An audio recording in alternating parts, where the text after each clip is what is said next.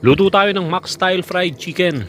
Para sa ating mga ingredients, 3 cup na tubig, lalagyan lang natin ng toyo, suka, sibuyas, bawang, asin, paminta at bay leaves. Pakukuluan lang natin dyan yung ating chicken. Lalagay na rin tayo ng chicken broth. Hihintayin lang natin lumambot yung ating chicken. Mapapansin nyo kapag parang maghihiwalay na yung buto sa laman, hahanguin na natin yan, set aside, patutuyuin lang natin saglit.